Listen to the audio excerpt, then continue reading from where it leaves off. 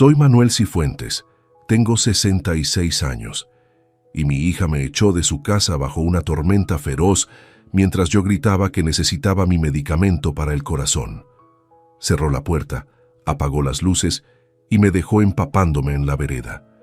Pero 10 minutos después, cuando la ambulancia llegó porque los vecinos llamaron al 911, ella salía corriendo y gritaba mi nombre desesperada. Lo que no sabía es que esa noche cambiaría para siempre nuestra relación, porque yo tenía preparado algo que iba a darle la lección más dura de su vida. Imagínate la situación. Son las 9 de la noche, está lloviendo como si se acabara el mundo, y mi hija Florencia me grita: «Papá, ya no aguanto más, andate de acá y no vuelvas». Todo porque se me había olvidado cerrar bien la canilla del jardín y se inundó un poquito el patio. «Florencia», le supliqué mientras el agua me empapaba la ropa, «déjame entrar, se me quedó el medicamento adentro. Tengo problemas cardíacos desde hace 5 años y sin mis pastillas puedo tener un infarto». «No me importa», me gritó desde adentro. «Andate a la casa de algún vecino». Pero acá viene lo que ella nunca supo. Mientras yo estaba ahí afuera, mojándome como un perro abandonado, en el bolsillo de mi campera tenía las llaves de una casa que había comprado en secreto. Una casa de 200 metros cuadrados, en el barrio más elegante de la ciudad, que había pagado al contado con dinero que había heredado de mi hermano 6 meses antes. Escucha esta historia completa y decime qué harías vos en mi lugar. Contame también desde qué ciudad me estás escuchando, porque lo que te voy a contar te va a hacer replantear muchas cosas sobre la familia y el respeto. Para entender por qué llegamos a esa noche horrible bajo la lluvia, tengo que contarte cómo era mi vida antes, cuando yo era el papá que Florencia respetaba, no el viejo estorbo en el que me convertí después de enviudar. Mi esposa Clara murió hace 3 años de cáncer. Fueron 8 meses de tratamientos, viajes al hospital, noches sin dormir cuidándola. Florencia ayudó al principio, pero cuando Clara empeoró y necesitaba cuidados las 24 horas, mi hija empezó a desaparecer. El diagnóstico llegó un martes por la tarde. Clara había estado tosiendo durante semanas, pero pensábamos que era solo un resfrío que no se curaba. Cuando el médico nos dijo cáncer de pulmón, se nos cayó el mundo encima. ¿Cuánto tiempo?, le pregunté al doctor cuando Clara salió a hacer unos estudios. Si responde bien al tratamiento, tal vez 2 años. Si no responde... Se quedó callado, pero yo entendí el mensaje. Los primeros meses, Florencia venía todas las semanas al hospital. Me ayudaba a cargar a Clara cuando ya no podía caminar sola. Me acompañaba a hablar con los médicos cuando yo no entendía los términos técnicos. «Papá, vamos a salir adelante», me decía. «Mamá es fuerte, va a ganar esta batalla». Pero cuando Clara empeoró y los médicos nos dijeron que ya no había nada más que hacer, que solo quedaba cuidarla para que tuviera una muerte digna, Florencia empezó a cambiar. «Papá, yo no puedo ver sufrir así a mamá», me decía. «Me duele demasiado». Y empezó a espaciar las visitas. De todos los días pasó a día por medio, después 2 veces por semana, después 1 vez por semana. Clara se dio cuenta. «¿Dónde está Florencia?», me preguntaba en esos días en que el dolor la dejaba más lúcida. «Está ocupada con los chicos», le mentía. «Ya va a venir». Pero Clara no era tonta. Entendía que su hija la estaba abandonando en el momento más difícil. Los últimos 2 meses fueron terribles. Clara ya no se podía levantar de la cama. Necesitaba ayuda para todo. Yo aprendí a cambiarle los pañales, a darle de comer en la boca, a bañarla en la cama, cosas que nunca pensé que iba a tener que hacer, pero que hacía con amor, porque era mi mujer. Florencia venía 1 vez por semana, se quedaba media hora y se iba. «Papá, ¿no pensaste en internarla en algún lado donde la puedan cuidar mejor?», me sugirió una vez. La miré con cara de no poder creer lo que escuchaba. «Es tu mamá», le dije. «La mujer que te crió, que te cuidó cuando eras chica. ¿Y vos querés que la mande a morir sola a un hospital?». «No es eso, papá», se justificó. «Es que vos ya estás grande. Este cuidado te va a enfermar a vos también». Pero yo no iba a abandonar a Clara. La cuidé hasta el último día, hasta el último minuto. La noche que murió, yo estaba ahí sosteniéndole la mano, diciéndole que la amaba. Florencia llegó 3 horas después del funeral, porque no pudo salir antes del trabajo. Cuando Clara murió, yo me quedé destrozado. No solo había perdido a la mujer de mi vida, sino que me había quedado solo en una casa demasiado grande, llena de recuerdos que me dolían cada día. Florencia vino al funeral, lloró un poco, me abrazó y después se fue a seguir su vida normal. «Papá», me dijo después del sepelio, «ahora tenés que pensar en vos. Mamá ya descansó». ¿Ya descansó? Como si la muerte de Clara fuera un alivio en lugar de una tragedia. Los primeros meses después del funeral fueron los más duros. No sabía cocinar más que huevos fritos y fideos hervidos. No sabía usar la lavadora automática que Clara manejaba como una experta. No sabía ni cómo pagar las cuentas online que antes resolvía mi esposa. Clara había sido el centro de la casa durante 40 años. Ella organizaba todo, sabía dónde estaba cada cosa, recordaba las fechas importantes, mantenía la casa funcionando. Sin ella, yo me sentía como un náufrago en mi propia casa. La cama matrimonial se había vuelto un desierto. Durante 40 años había dormido con Clara al lado, escuchando su respiración, sintiendo su calor. Ahora me despertaba en el medio de la noche buscándola y encontraba solo frío y vacío. La cocina era otro problema. Clara cocinaba rico, variado, sabía mis gustos. Yo abría la heladera y no sabía qué hacer con los ingredientes que encontraba. Terminaba comiendo siempre lo mismo: pan, queso, algún fiambre, huevos cuando me animaba a prenderle la hornalla. Los domingos eran los peores. Antes Clara y yo teníamos una rutina. Desayunábamos tranquilos leyendo el diario. Después yo trabajaba un poco en el jardín mientras ella preparaba el almuerzo. Por la tarde venía Florencia con los chicos. Ahora los domingos eran días infinitos de silencio y soledad. Florencia venía una vez por semana, los domingos, a ver cómo estaba.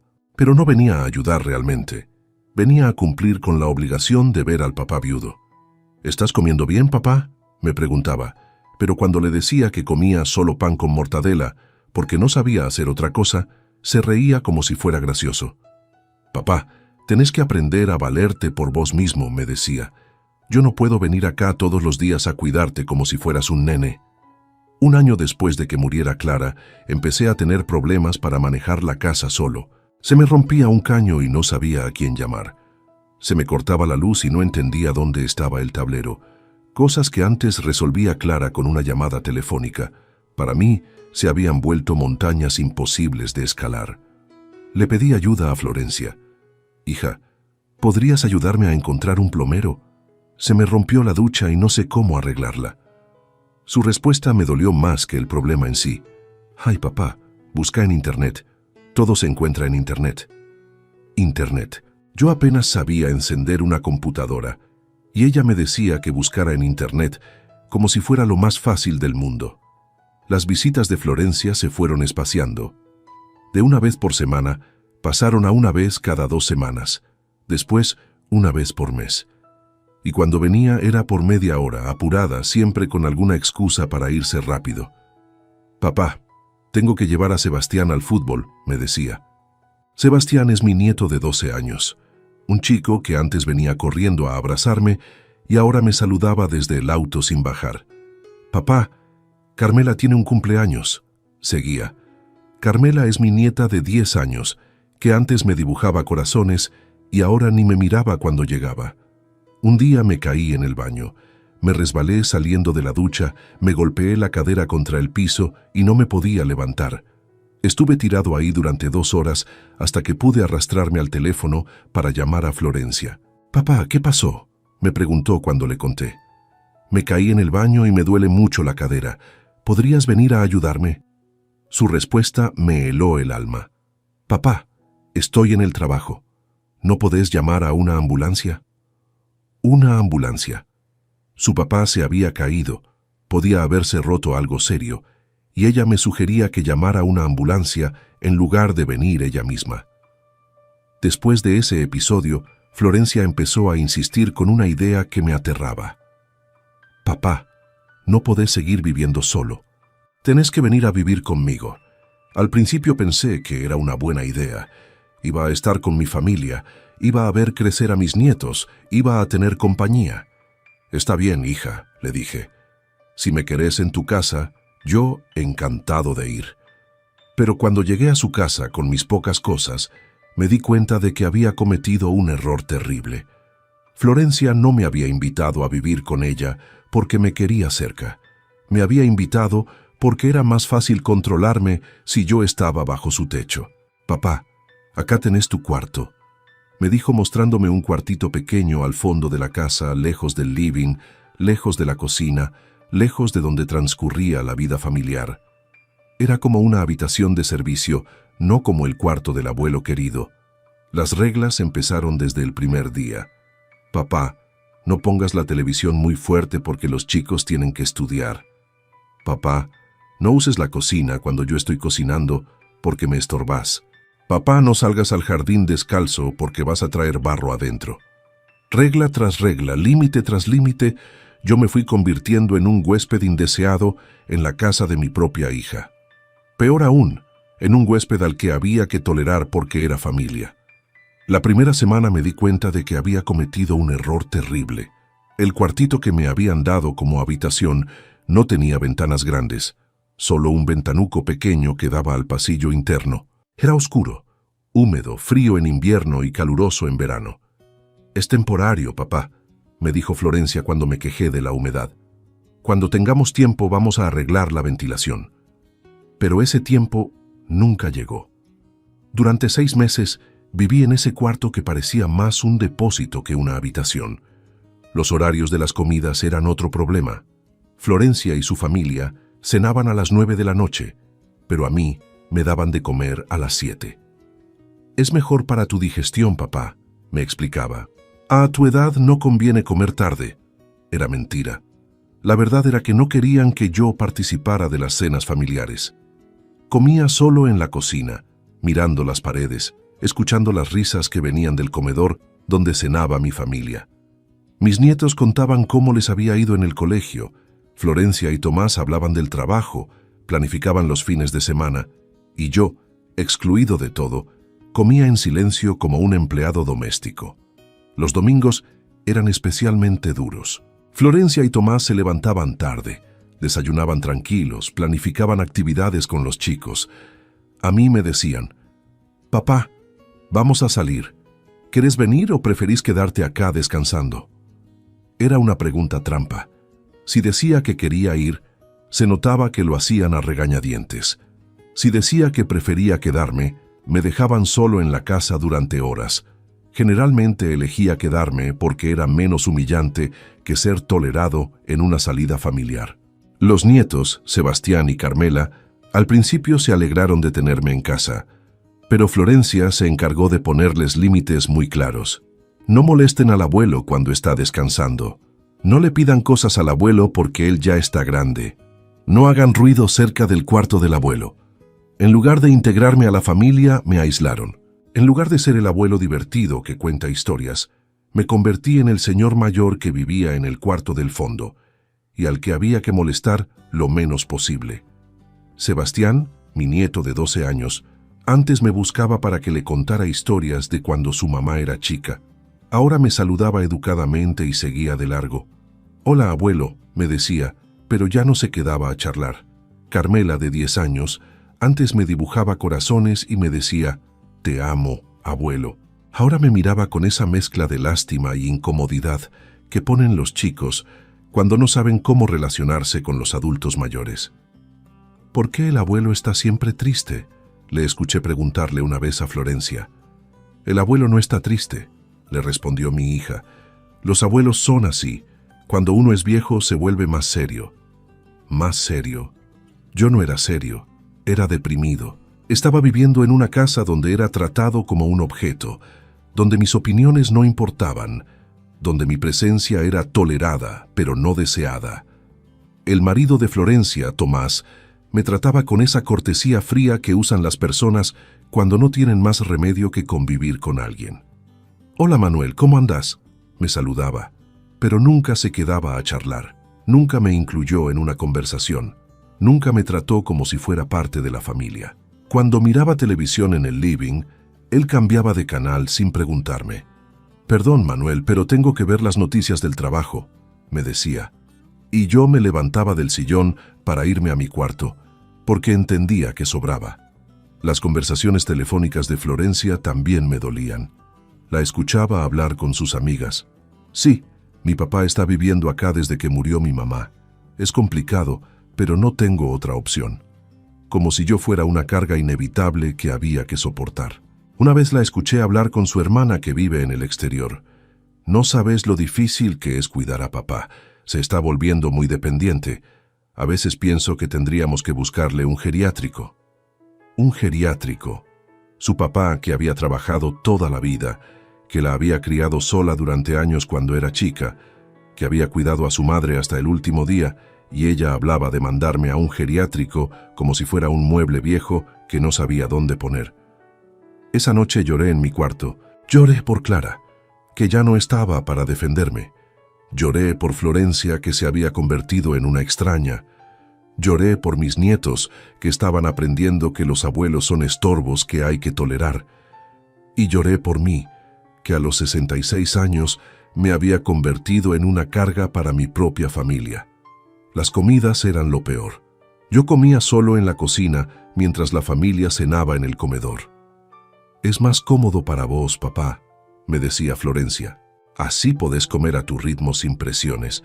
Pero yo entendía el mensaje. No encajaba en la mesa familiar. Cuando miraban televisión juntos en el living, yo estaba en mi cuarto. Cuando salían los fines de semana, me decían: «Papá, vamos a salir. ¿Estás cómodo quedándote acá?». No era una invitación, era una notificación. Me fui convirtiendo en el abuelo invisible. Estaba ahí, comía ahí, dormía ahí, pero no existía realmente para esa familia. Era como un mueble más de la casa, algo que había que tolerar porque no se podía tirar. Y empezaron las críticas constantes. Si se me caía algo: «Papá, tenés que tener más cuidado». Si me olvidaba de algo: «Papá, estás muy distraído últimamente». Si tardaba mucho en el baño: «Papá, no podés ocupar el baño tanto tiempo cuando todos lo necesitamos». Crítica tras crítica, reto tras reto, yo me fui sintiendo más inútil cada día.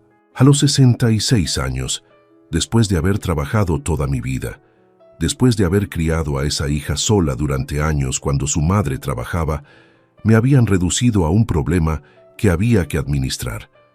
Pero lo que Florencia no sabía es que 6 meses antes de irme a vivir con ella, había recibido una herencia que cambiaría todo. Mi hermano mayor, Osvaldo, había muerto de un infarto a los 70 años. Osvaldo nunca se casó, nunca tuvo hijos y me dejó todo lo que tenía. Cuando el abogado me llamó para la lectura del testamento, pensé que serían algunos muebles viejos o tal vez un pequeño ahorro. Lo que nunca imaginé es que Osvaldo había sido millonario. Tenía una empresa de transportes que valía una fortuna, 3 propiedades en el centro de la ciudad y 2 millones de pesos en cuentas bancarias. De la noche a la mañana, yo, Manuel Cifuentes, viudo jubilado que comía pan con mortadela, me había convertido en un hombre muy rico. Pero decidí no contarle nada a Florencia. Quería ver cómo me trataba mi familia, cuando pensaban que yo era solo un viejo pobre que dependía de su caridad. Con parte de esa herencia, compré en secreto una casa hermosa en el barrio más elegante de la ciudad. Una casa de 200 metros cuadrados, con jardín, con cochera para 2 autos, con una cocina moderna y 3 habitaciones espaciosas. La pagué al contado, sin pedir un peso prestado. Durante 6 meses viví en casa de Florencia, mientras era dueño de una casa mejor que la de ella. Mientras tenía en el banco más dinero del que ella iba a ganar en toda su vida. Y cada día que pasaba, cada humillación que recibía, cada desprecio que toleraba, me dolía más porque sabía que era innecesario. El punto de quiebre llegó la noche de la tormenta. Había sido un día especialmente difícil. Se me había olvidado cerrar bien la canilla del jardín después de regar las plantas y se inundó un pedazo del patio trasero. «¡Papá!», me gritó Florencia cuando vio el charco de agua. ¿Cómo se te ocurre dejar abierta la canilla? Mira el desastre que hiciste. Perdón, hija, le dije. Se me olvidó, ya la cierro y limpio todo. Me agaché con dificultad a cerrar la canilla y a tratar de secar el agua con unos trapos viejos. No, papá, deja, siguió gritando. Cada día estás peor. No podés hacer nada sin crear problemas. Tomás, su marido, salió a ver qué pasaba. En lugar de calmar a Florencia, la apoyó. Manuel, tenés que tener más cuidado. Este tipo de cosas no pueden pasar. Fue un error, traté de explicar. Todos nos olvidamos de cosas a veces. Vos te olvidás de todo, siguió Florencia. Ayer dejaste la hornalla prendida. Anteayer te olvidaste de cerrar la puerta de adelante. Sos un peligro viviendo acá. Los nietos miraban desde la ventana de sus cuartos. Sebastián tenía cara de susto. Carmela se había puesto a llorar. Era una escena horrible, una familia destruyéndose por un charco de agua. Florencia, por favor, le supliqué. Cálmate, vamos adentro y hablamos tranquilos. Pero ella estaba fuera de control. No, papá, estoy harta. No aguanto más tenerte acá. Cada día es un problema nuevo. Y ahí llegó la frase que me destrozó. Andate de acá y no vuelvas. Ya no te quiero más en mi casa. Florencia, le dije mientras empezaba a llover más fuerte, no hables en caliente, mañana lo vemos con más tranquilidad. ¡No!, me gritó empujándome hacia la puerta de entrada. ¡Te vas ahora, ahora mismo! Traté de resistirme, pero Florencia estaba como enloquecida. Me empujó hasta la vereda, me tiró una bolsa con algo de ropa y cerró la puerta con llave. Después apagó la luz del porche y me dejó ahí, solo, bajo una tormenta que cada vez se hacía más intensa. «Florencia», le grité golpeando la puerta. «Déjame entrar, se me quedó la medicación adentro». Pero no me respondía. «Tengo problemas del corazón», seguí gritando. «Necesito mis pastillas». Nada. Silencio total desde adentro de la casa. El agua me empapaba la ropa. El viento me helaba hasta los huesos. Estaba ahí parado como un perro abandonado, a los 66 años, echado por mi propia hija que prefería verme morir de frío antes que tolerar un error insignificante. Pero en el bolsillo de mi campera, protegidas en una bolsita plástica, estaban las llaves de mi casa nueva. La casa que había comprado con la herencia de Osvaldo. La casa que nadie sabía que existía. La casa donde podía vivir con dignidad en lugar de soportar humillaciones. Saqué mi teléfono, que por suerte estaba en el bolsillo interno de la campera y no se había mojado tanto, y llamé un taxi. «Señor», le dije al taxista cuando llegó, «lléveme a la calle Las Heras 3500. ¿Está seguro que quiere ir ahí con esta tormenta?», me preguntó viendo mi estado empapado. «Es un barrio muy elegante. ¿No se equivoca de dirección?». «No me equivoco», le respondí. «Vivo ahí». Durante el viaje, que duró 20 minutos por la tormenta, pensé en todo lo que había pasado. En los meses de humillaciones, en las reglas absurdas, en el trato de huésped no deseado, en la falta de respeto de mi propia hija. Cuando llegamos a mi casa nueva, el taxista se quedó sorprendido. «Señor, esta es una casa muy linda. ¿Está seguro que es acá?». «Muy seguro», le dije pagándole con un billete grande. «Gracias por traerme». Abrí la puerta de mi casa, prendí las luces y por primera vez en meses me sentí en mi hogar. No en una habitación prestada, no en un cuarto de servicio, sino en mi casa, donde nadie me iba a poner reglas absurdas ni me iba a tratar como un estorbo. Mientras tanto, en casa de Florencia, había empezado el drama que yo no sabía que estaba pasando. Doña Raquel, la vecina de enfrente de Florencia, había visto toda la escena desde su ventana. Cuando vio que yo me había ido en el taxi bajo la tormenta, se preocupó. Conocía mis problemas cardíacos porque Clara, mi esposa, se lo había contado años atrás. Media hora después de que yo me fuera, doña Raquel tocó el timbre de lo de Florencia. «Florencia», le dijo cuando le abrió la puerta, «¿dónde está tu papá? Lo vi irse empapado en un taxi». «Se fue a la casa de algún conocido», le respondió Florencia con frialdad. Ya era hora de que aprendiera a valerse por sí mismo. «Pero Florencia», insistió doña Raquel, «está lloviendo torrencialmente. Tu papá es grande, tiene problemas del corazón. ¿No te preocupa que le pase algo? Mi papá está grande, pero no es tonto, siguió Florencia. Él sabrá dónde ir. Doña Raquel se fue preocupada, pero no convencida. Conocía a Florencia desde chica. Sabía que a veces tomaba decisiones impulsivas, de las que después se arrepentía. Una hora después, doña Raquel volvió a tocar el timbre. Florencia, llamé a todos los vecinos del barrio preguntando si habían visto a tu papá.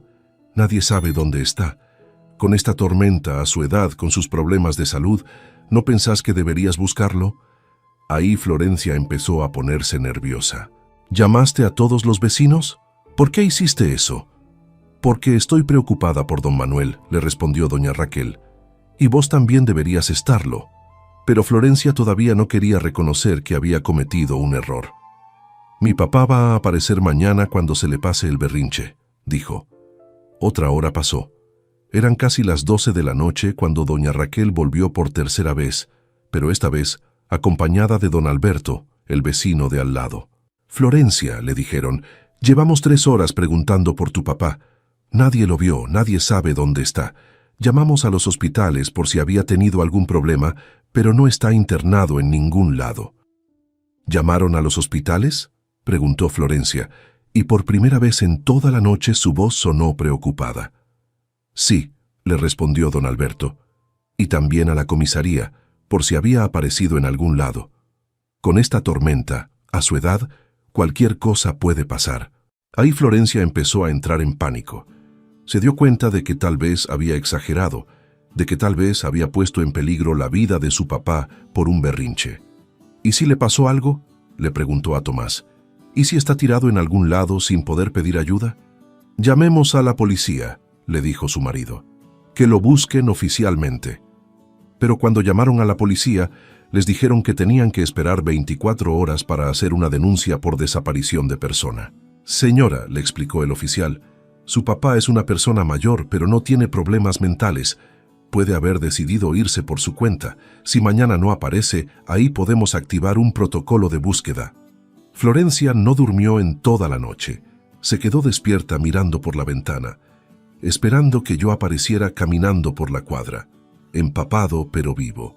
Pero yo no aparecía porque estaba en mi casa nueva, durmiendo en una cama cómoda, en una habitación calefaccionada, sintiendo por primera vez en meses que tenía dignidad.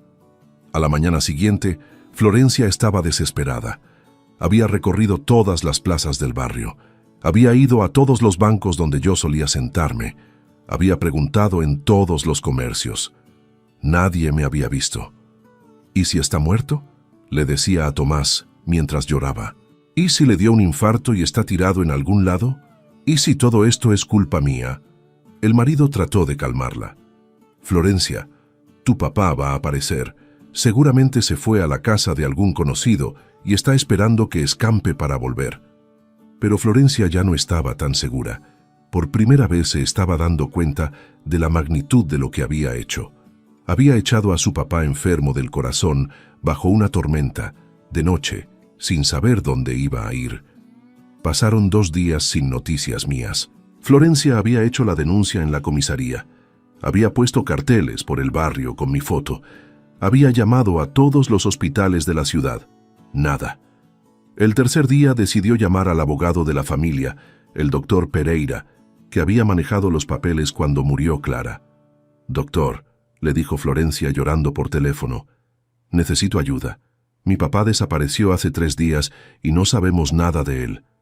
¿Desapareció cómo?, le preguntó el abogado. Florencia le contó todo, la discusión, la tormenta, cómo me había echado de casa sin saber dónde iba a ir. El doctor Pereira la escuchó en silencio. Florencia, le dijo finalmente, ¿vos sabés que tu papá heredó una fortuna de su hermano Osvaldo hace 6 meses? ¿Una fortuna?, preguntó Florencia. ¿De qué habla? Tu papá es millonario, le explicó el abogado. Heredó una empresa de transportes, 3 propiedades y 2 millones de pesos en efectivo. Es uno de los hombres más ricos de la ciudad. Florencia se quedó muda. No podía procesar la información. ¿Y por qué no me contó nada?, preguntó finalmente. No lo sé, le respondió el doctor Pereira. Tendríamos que preguntárselo a él cuando aparezca. Pero yo no tenía intenciones de aparecer. Estaba cómodo en mi casa nueva, disfrutando de una libertad que no había tenido en meses. Me levantaba cuando quería, comía lo que se me antojaba. Miraba televisión en el living sin que nadie me dijera que bajara el volumen. Había contratado una señora que venía 3 veces por semana a cocinar y limpiar. Doña Mercedes era una mujer de 50 años, viuda, que me trataba con respeto y cariño. Don Manuel me decía, ¿qué le gustaría comer hoy? Y yo elegía sin que nadie me criticara mis gustos o me dijera que no podía usar la cocina porque estorbaba. También había empezado a salir, a conocer el barrio, a hacer amigos en el club de la zona. Era un club elegante donde había gente de mi edad que había trabajado toda la vida y ahora disfrutaba de su jubilación con dignidad. «Usted debe ser el señor Cifuentes que compró la casa de las Heras», me dijeron cuando fui a inscribirme al club. «Bienvenido al barrio. Acá va a estar muy cómodo». Por primera vez en años me sentían como una persona importante, no como un viejo que había que tolerar. Una semana después de mi desaparición, Florencia estaba completamente desesperada. Había contratado un detective privado, había salido en la radio local pidiendo información sobre mí, había ofrecido una recompensa a quien me encontrara. Durante esos primeros 7 días, Florencia vivió el infierno que se merecía. No durmió más que 3 horas por noche. Se levantaba al amanecer a pegar carteles con mi foto por toda la ciudad. Había recorrido cada hospital, cada comisaría, cada hogar de ancianos de la provincia. Los vecinos que antes la saludaban cordialmente, ahora la miraban con reproches. Doña Raquel había contado por toda la cuadra la escena de aquella noche. Cómo me había echado bajo la tormenta, cómo había cerrado la puerta mientras yo suplicaba por mi medicamento. «¿Cómo pudiste hacerle eso a tu papá?», le preguntó doña Carmen del kiosco cuando Florencia fue a comprar cigarrillos. Mi hija había empezado a fumar otra vez después de años sin hacerlo por los nervios. «No lo sé», le respondió Florencia llorando. «No sé qué me pasó. Estaba cansada, estresada y exploté. Ahora no me lo perdono». Los nietos también estaban pagando las consecuencias. Sebastián había desarrollado pesadillas. Se despertaba en las madrugadas gritando mi nombre. Carmela lloraba todas las noches preguntando cuándo iba a volver el abuelo. «¿El abuelo se va a morir?», le preguntó Carmela a su mamá la 5ª noche. «Vi en la televisión que cuando llueve mucho, la gente grande se puede enfermar». «No, mi amor», le mentía Florencia abrazándola. «El abuelo va a aparecer. Está en algún lado, seguro». Pero cada día que pasaba ella estaba menos convencida de sus propias palabras. Tomás, su marido, también había empezado a mirarla diferente. «No puedo creer que le hayas hecho eso a tu papá», le decía. «Un hombre de 66 años con problemas del corazón bajo una tormenta. ¿En qué estabas pensando?» «Ya sé que la metí», le gritaba Florencia de vuelta. «¿Pensás que no me arrepiento? ¿Pensás que no me odio por lo que hice?» Las peleas entre ellos se habían vuelto constantes. Tomás se quedaba más horas en el trabajo para evitar estar en casa, donde el ambiente se había vuelto insoportable.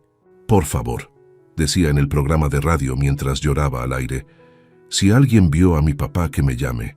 Es un señor de 66 años, tiene problemas del corazón, está solo y puede estar desorientado. Yo cometí un error terrible. Lo eché de casa una noche de tormenta y ahora no sé si está vivo o muerto». La conductora, conmovida por el relato, le preguntó, «¿Qué pasó exactamente esa noche, Florencia?». Y mi hija, quebrada por la culpa, confesó todo al aire. Se había olvidado de cerrar una canilla y se inundó un poco el patio. Yo perdí los estribos, le grité cosas horribles.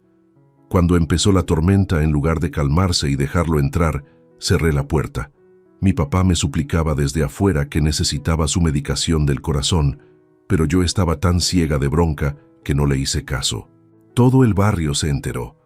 Los comentarios en las redes sociales del programa de radio eran devastadores. «¿Cómo se le ocurre echar a un anciano bajo la lluvia? Esa mujer no merece ser hija. Espero que encuentren al abuelo sano y salvo». Una noche, después de 10 días de búsqueda infructuosa, Florencia se desplomó en el sillón de su living y se puso a llorar como una desesperada. «Se murió», le dijo a Tomás. «Mi papá se murió y es culpa mía. Le provoqué un infarto con lo que le hice». «No sabemos eso», trató de calmarla su marido. «Puede estar en algún lado, recuperándose, pensando qué hacer». «¿Dónde, Tomás? ¿Dónde puede estar? No tiene amigos íntimos, no tiene familia cercana aparte de nosotros. Si estuviera vivo, ya habría aparecido. Si estuviera internado, ya lo habríamos encontrado. Está muerto y yo lo maté». Yo escuchaba el programa de radio desde mi living, tomando café en una taza de porcelana cara, y me daba cuenta de la ironía. Ahora que creía que me había perdido para siempre, Florencia me valoraba. Ahora que pensaba que estaba muerto, me lloraba. Ahora que no me tenía, se daba cuenta de que me necesitaba. Pero yo no tenía intenciones de volver. No todavía. Necesitaba que Florencia entendiera completamente lo que había perdido cuando me echó de su casa como a un perro. 2 semanas después de mi desaparición, decidí que era momento de dar señales de vida. Llamé al doctor Pereira y le pedí que organizara una reunión con Florencia. «Doctor», le dije, «quiero ver a mi hija, pero con condiciones específicas». «¿Qué condiciones, don Manuel?» «Que venga sola, sin el marido, sin los nietos. Que venga a mi casa nueva. Y que entienda que esta conversación va a determinar si volvemos a tener relación o si desaparezco de su vida para siempre». El doctor Pereira llamó a Florencia esa misma tarde. «Florencia, encontré a tu papá. Está vivo, está bien, quiere verte». «Gracias a Dios», gritó Florencia llorando. «¿Dónde está? ¿Puedo ir a buscarlo?» «Está en su casa nueva», le dijo el abogado. «Una casa que compró con la herencia de su hermano. Pero quiere verte bajo ciertas condiciones». Cuando el doctor Pereira le explicó las condiciones, Florencia aceptó inmediatamente. «Lo que él quiera», dijo. «Solo quiero verlo y pedirle perdón». Al día siguiente, Florencia llegó a mi casa nueva en su auto viejo. Cuando tocó el timbre y yo le abrí la puerta, se quedó paralizada. No solo por verme vivo después de 2 semanas de angustia, sino por ver la casa donde estaba viviendo. «Papá», me dijo con los ojos llenos de lágrimas, «¿esta casa es tuya?» «Sí, hija», le respondí. «La compré con la herencia de tu tío Osvaldo. Bienvenida a mi hogar».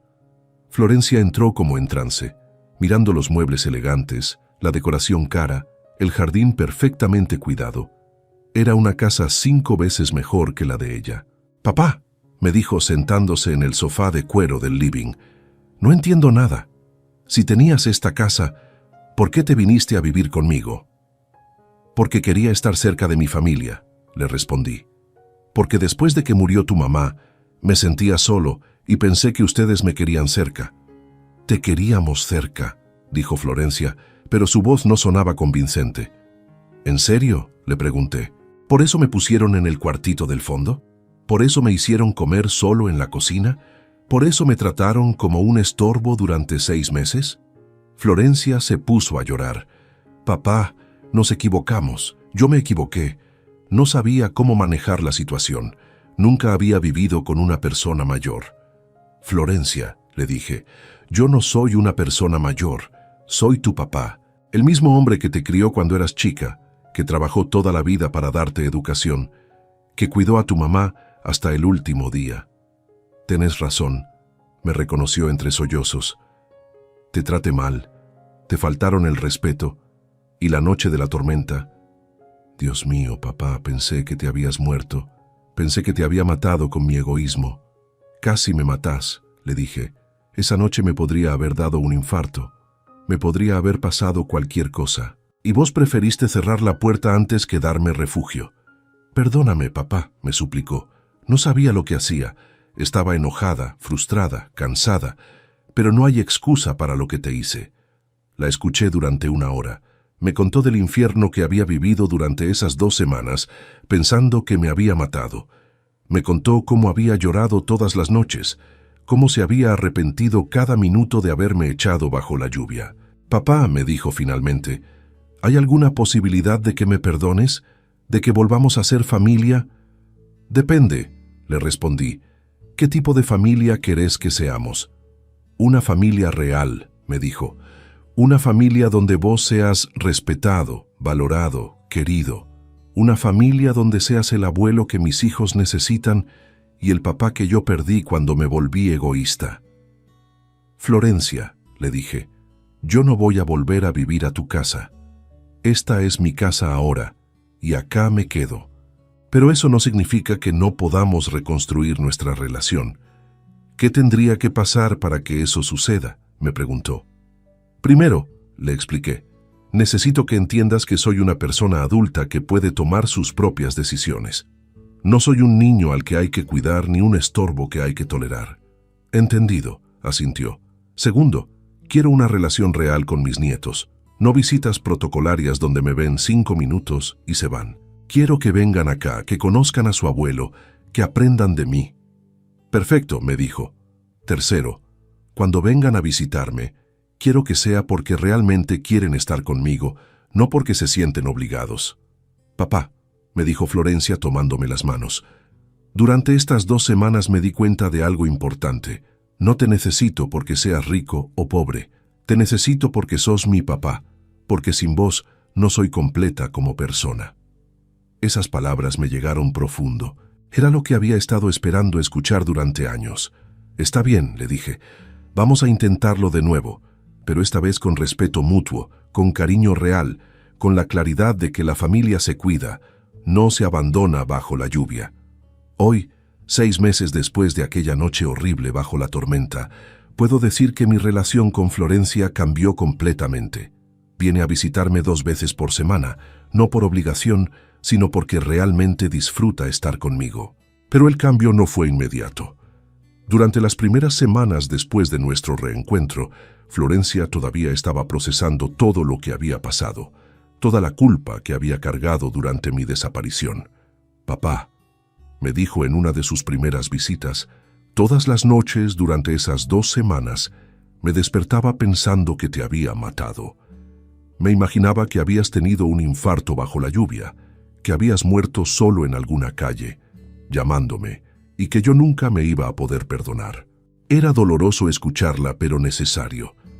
Florencia necesitaba sacar toda esa culpa para poder empezar de nuevo nuestra relación. Durante años pensé que cuidarte era una carga, me confesó. No entendía que tener a mi papá cerca era un privilegio. Veía tus pequeños errores como problemas enormes, en lugar de verlos como señales normales del paso del tiempo. Los nietos, Sebastián y Carmela, ahora pasan todos los sábados en mi casa nueva. Al principio venían tímidos, como si no supieran cómo relacionarse conmigo después de todo lo que había pasado. Abuelo, me preguntó Sebastián la primera vez que vinieron, ¿por qué te fuiste sin despedirte? Era una pregunta difícil de responder para un nene de 12 años. A veces los adultos cometemos errores, le expliqué. Tu mamá cometió el error de echarme bajo la lluvia y yo cometí el error de irme sin explicar por qué. Pero lo importante es que ahora estamos todos acá, aprendiendo a ser una familia mejor. Sebastián asintió, pero se notaba que estaba procesando todo de a poco. Durante las siguientes visitas, empezó a hacerme más preguntas sobre mi casa nueva, sobre dónde había estado esas 2 semanas, sobre por qué su mamá había llorado tanto. Carmela, más pequeña, simplemente se alegró de tenerme de vuelta. Abuelo, me dijo abrazándome fuerte, prométeme que no te vas a ir más sin avisar. Se lo prometí. Les estoy enseñando cosas que antes no podía enseñarles cuando vivía en casa de Florencia. En mi nueva casa, tengo un pequeño taller en el garaje, donde les muestro a usar herramientas básicas, a hacer trabajos con madera. Es peligroso, me dijo Florencia al principio cuando vio que Sebastián estaba usando un martillo, pero después se dio cuenta de que estaba cayendo en los mismos miedos exagerados de antes. Está bien, se corrigió. Si vos lo supervisás, está bien. Perdón, es que todavía me cuesta confiar en que sabés cuidar a tus nietos. Esa honestidad de Florencia es lo que más me gusta de nuestra nueva relación. Ya no fingimos que todo está perfecto. Hablamos de nuestros errores, de nuestras limitaciones, de cómo queremos mejorar. Papá me dijo hace pocas semanas, Durante todos estos meses que viviste en casa, yo creía que te estaba haciendo un favor. Ahora me doy cuenta de que el favor te lo tenías que hacer vos a mí, aguantando nuestro maltrato sin decir nada. El pasado ya pasó, le respondí. Lo importante es que ahora entendemos cómo debe funcionar una familia real. También hablamos mucho de Clara, mi esposa, su madre. Florencia finalmente pudo procesar la culpa que sentía por haber abandonado a su mamá durante la enfermedad. Me arrepiento tanto de no haber estado más con mamá cuando se estaba muriendo, me confesó llorando. Pensaba que era demasiado doloroso para mí, pero no entendía que era mi responsabilidad estar ahí. Tu mamá te entendía, le dije. Sabía que eras joven, que tenías tus hijos que cuidar, pero creo que le hubiera gustado saber que después de su muerte, vos ibas a cuidar mejor a tu papá. Con parte de la herencia de Osvaldo, decidí crear un fondo educativo para mis nietos que van a poder usar cuando cumplan 25 años, pero con una condición muy específica. Solo van a poder acceder al dinero si durante los 10 años anteriores han visitado a su abuelo regularmente y han demostrado respeto hacia los adultos mayores de sus familias. ¿Por qué esa condición?, me preguntó Florencia cuando se lo expliqué. Porque quiero que aprendan algo que vos tardaste mucho en entender, que los abuelos no somos cargas que hay que tolerar. Somos personas con experiencia, sabiduría y amor para dar, y eso vale más que cualquier herencia monetaria. También doné una parte importante del dinero a un hogar de ancianos que cuida específicamente a personas que fueron abandonadas por sus familias. Gente que, como yo estuve a punto de estar, terminó sola porque sus hijos no entendieron el valor de la familia. Don Manuel, me dijo la directora del hogar cuando hice la donación, usted entiende mejor que nadie lo que es sentirse abandonado por la propia familia. Por eso su ayuda es tan significativa para estos abuelos. Entiendo perfectamente, le respondí, y quiero que otros no pasen por la misma humillación que pasé yo. Clara, mi nueva compañera del club de jubilados del barrio, me dijo algo la semana pasada que me quedó grabado. Manuel, vos le demostraste a tu hija algo muy valioso, que uno puede elegir cómo quiere ser tratado, incluso por la familia, que la dignidad no se negocia por amor. Tiene razón. Esa noche bajo la lluvia, cuando Florencia me cerró la puerta en la cara, yo podría haber vuelto al día siguiente suplicando perdón, aceptando el maltrato, conformándome con ser el abuelo estorbo. En lugar de eso, elegí la dignidad. Elegí demostrar que tenía opciones, que tenía recursos, que no iba a tolerar el desprecio de nadie, ni siquiera de mi propia hija. Y vos que me escuchaste hasta acá, decime, ¿harías lo mismo que hice yo? ¿O pensás que fui muy duro desapareciendo durante 2 semanas? Contame desde qué ciudad me estás escuchando y si alguna vez tuviste que elegir entre la dignidad y la familia. Porque al final lo que aprendí es que la familia verdadera no es la que te tolera por obligación, es la que te respeta por amor, la que te cuida en las buenas y en las malas, la que entiende que envejecer no es una vergüenza, sino un privilegio que no todos tienen. Esa noche bajo la lluvia me pudo haber matado, pero en lugar de matarme, me devolvió la vida, me devolvió la dignidad, me devolvió la certeza de que merezco respeto, independientemente de mi edad. Y eso, te aseguro, no tiene precio. Vamos una vez más por acá, huevón. Una noche más por acá, muchachos, con ustedes. Qué bueno verlos por acá. Aplausos. No lo merecemos, no lo merecemos. Después de un día tan berraco, huevón. Después de un día tan agitado. Aquí estamos. Invictus. Me gustó esto. ¿Cómo vamos, parceros? Buenas noches, háblamelo de Ledán. ¿Todo bien o qué? ¿Cómo estás, parcerito? Háblamelo, Pirlo. Pirlo 420 en la casa. ¿Cómo va, hermano? ¿Cómo va todo? ¿Cómo va todo, mi socio? ¿Qué es lo que es? ¿Cuál es la movida, parce? Papi, está lloviendo bien rico. Es la última... Yo creo que es la última lluvia de primavera, weón. No, bueno, lluvia de primavera. De hecho, principios de lluvia de primavera. Parcero, la verdad que hoy estoy muy bien, weón. A pesar de que casi no cuento la historia hoy, weón. Papi, casi me parto la cabeza. Literalmente.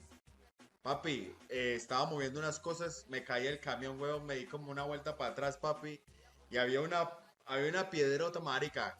Por suerte que la cabeza no me cayó ahí, parce, pero sí me alcancé a doblar ¿cómo se llama eso? El tobillo, marica. Estamos una vez más por acá, huevón. Una noche más por acá, muchachos, con ustedes. Qué bueno verlos por acá. Aplausos. No lo merecemos, no lo merecemos. Después de un día tan berraco, huevón. Después de un día tan agitado. Aquí estamos. Invictus. Me gustó esto. ¿Cómo vamos, parceros? Buenas noches, háblamelo de Ledán.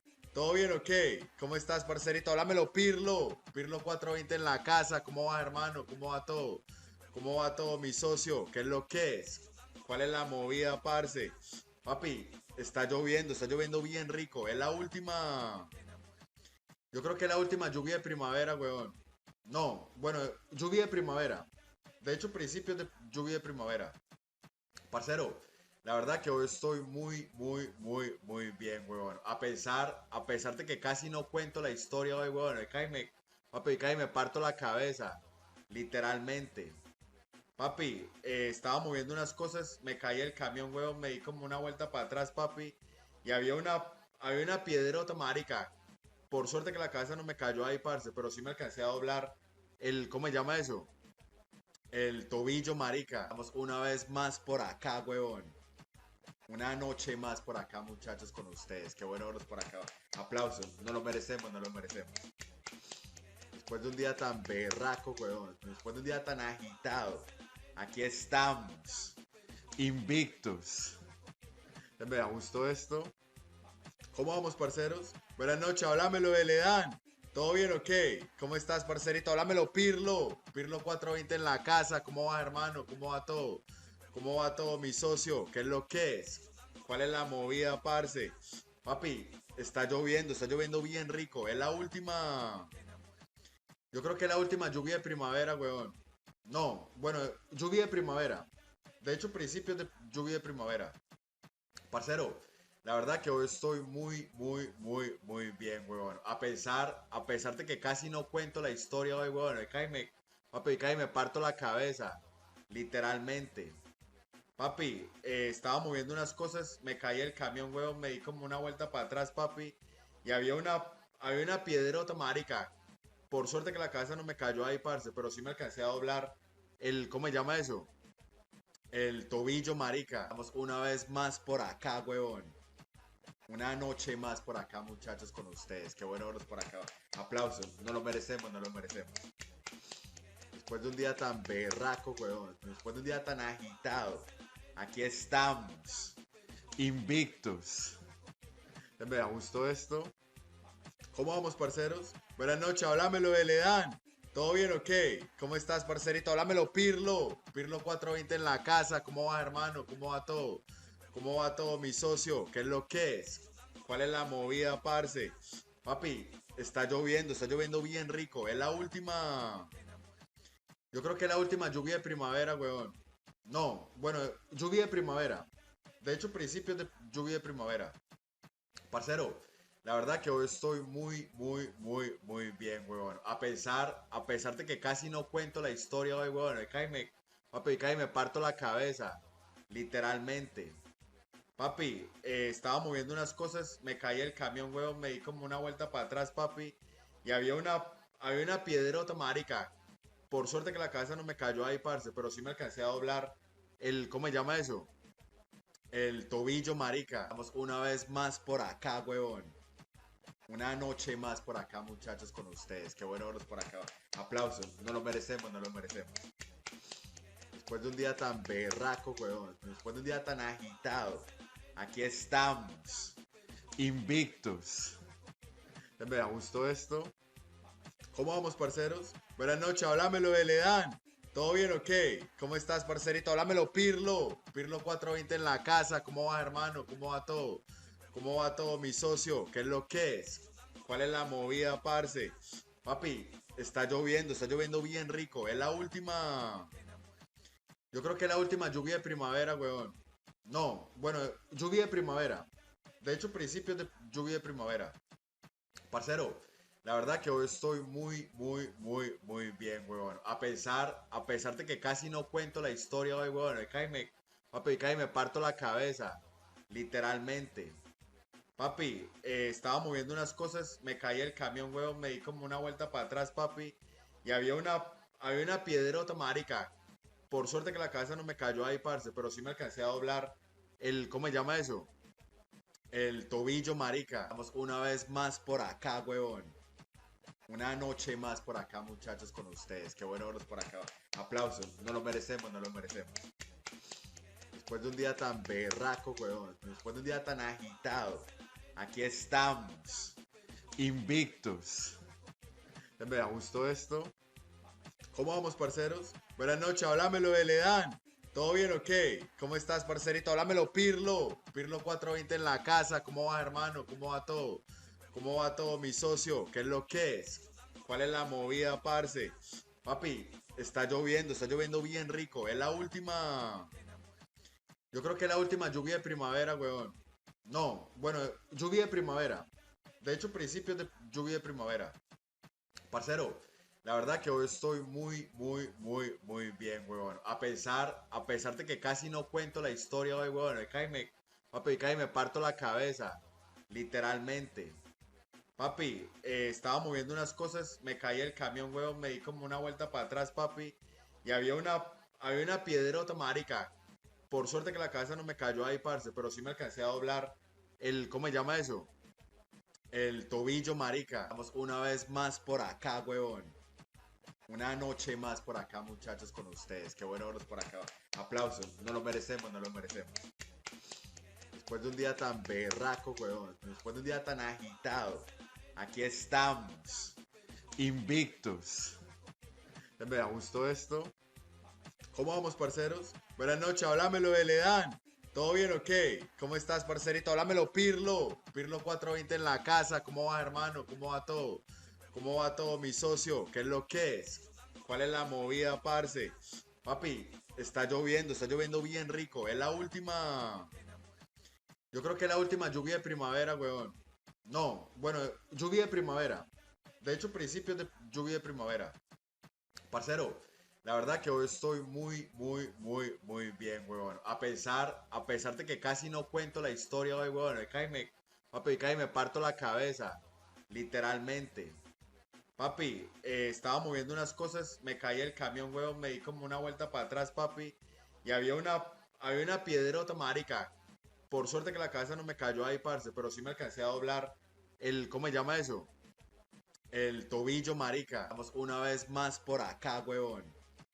Una noche más por acá, muchachos, con ustedes. Qué bueno verlos por acá. Aplausos, no lo merecemos, no lo merecemos. Después de un día tan berraco, huevón. Después de un día tan agitado. Aquí estamos. Invictos. Me gustó esto. ¿Cómo vamos, parceros? Buenas noches, háblamelo de Ledán. ¿Todo bien o qué? ¿Cómo estás, parcerito? Háblamelo, Pirlo. Pirlo 420 en la casa. ¿Cómo va, hermano? ¿Cómo va todo? ¿Cómo va todo, mi socio? ¿Qué es lo que es? ¿Cuál es la movida, parce? Papi, está lloviendo bien rico. Es la última. Yo creo que es la última lluvia de primavera, weón.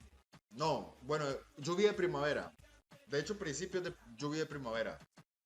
Parcero, la verdad que hoy estoy muy, muy, muy, muy bien, weón. A pesar de que casi no cuento la historia hoy, weón. Papi, cae y me parto la cabeza. Literalmente. Papi, estaba moviendo unas cosas, me caí el camión, weón, me di como una vuelta para atrás, papi.